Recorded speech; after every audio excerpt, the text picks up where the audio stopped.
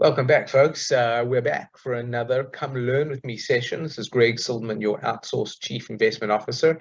That is the beautiful, truest, I think it is, Atlanta Braves Park, current World Series holders behind me. So very proud to be in Atlanta. This is another article that did well. It's actually an interesting article. It talks about RIA aggregators, and as a lot of you are possibly aware, there's been a lot of M&A going on in the wealth management space, what they call RIAs in the United States, registered investment advisors or wealth managers. And these RIA aggregators have basically just been acquiring and adding and growing their AUM through acquisition. So let's see what's going on with these guys.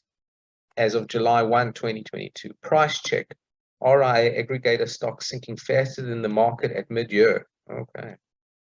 Investor interest appears to have waned in some popular names in the business of acquiring registered investment advisory firms, as their stocks have fallen more than the overall market at this year's midpoint. As of market close on Thursday, year-to-date stock prices for RIA aggregators CI Financial and Focus Financial, I've heard of Focus, were down 50% and 44% respectively, compared to a 21% drop in the S&P and 31% decline in the NASDAQ composite. So as I said, this is a little dated, this article, but still nonetheless. Toronto-based asset manager CI Financial, whose stock price slipped down to 1063 from 2133. I'm just curious. Let's just get a current quote on these guys. I'm sure it'd be up because the general market has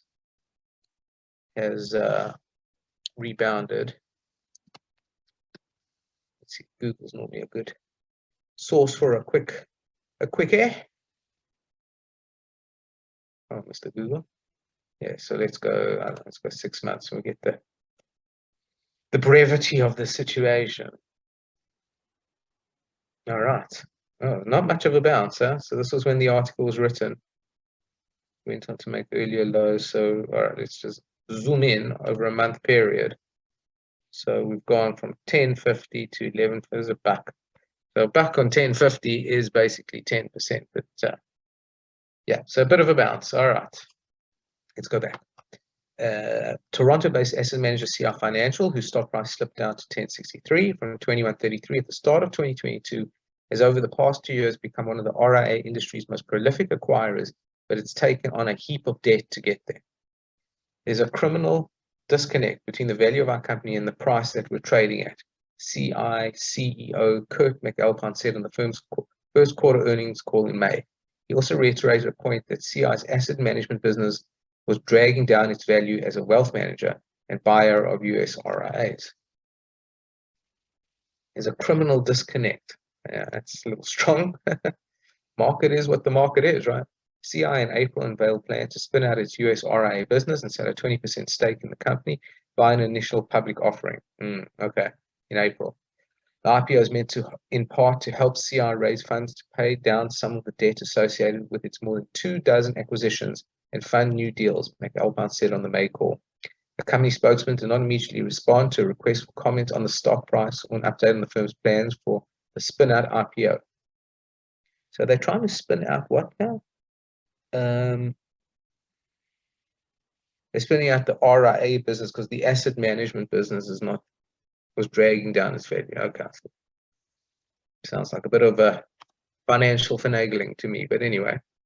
The company stock has a consensus rating of moderate buy from the 7 analysts according to Market Beat. New York City-based RIA financier Focus, whose stock price was down to $34.06 from $61.16 start of the year, has since its July 2018 IPO been seen as a bellwether for the mostly private-held RIA industry. A spokeswoman for Focus said the company's stock has not suffered as much as others in the better technology-focused NASDAQ index. She acknowledged some pressure on Focus's stock price, including rising interest rates and the company's use of leverage to do deals. We're a highly leveraged stock, and the leverage is perceived as a form of risk, the spokesman said. Perceived, I think it is a form of risk. Investors are migrating to low beta or lower risk stocks, and that has worked against us as a low cap and high growth company. True that. All 9 analysts covering Focus have rated the company a buy. She noted, adding that the company has a robust M&A pipeline and continues to invest in services to deploy its 85 partner firms. Wow. I'd like to see some of the economics of the deals they've been doing. We have a sticky client base of high net worth and ultra high net worth investors, a highly resilient business model, and diversification of revenue streams, including those that are not correlated to the market, the spokeswoman said. That's not, okay. Focus CEO Rudy Adolph has also said his company's stock is undervalued, insisting that Focus has avoided drunken sailor transactions and not overpaid for RIAs as some competitors. Additionally, Focus's board of directors in May approved a new $200 million share repurchase program. That's smart. In May. Okay, that's good. Of Class A common stock, which the company spokesman said would be deployed opportunistically, depending on where the stock price goes rather than programmatically. CI and Focus have been the most active acquirers of late, but have been paying premiums to buy assets of well-established RIAs, said Tim Welsh, a former Charles Schwab RIA official who runs consulting firm Nexus Strategy. Those deals were perfectly priced, meaning they only work economically if the markets continue to go up and the cost of capital stays low, Welsh said. However, markets are down and interest rates are up, so the market is suggesting that they overpaid for their AUM, and now their profitability and long-term sustainability is in question.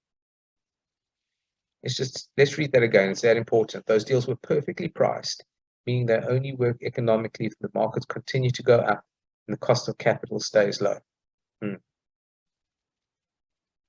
Yeah.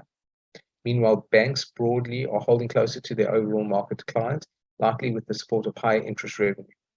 Year-to-date stock prices for Wells Fargo, Morgan Stanley, Charles Schwab, JP Morgan, and Merrill Lynch, parent of Bank of America, were down no more than 32%. That's okay. And UBS was down 10%. Oh, wow.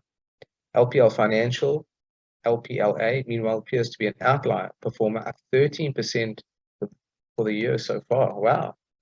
Let's look at that quickly.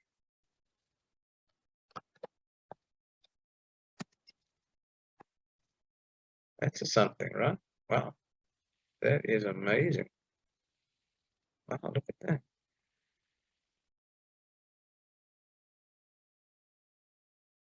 See, did I give a reason behind that? LPL is the strongest independent broker-dealer, stands to benefit the most from continued consolidation in that space, Welsh noted.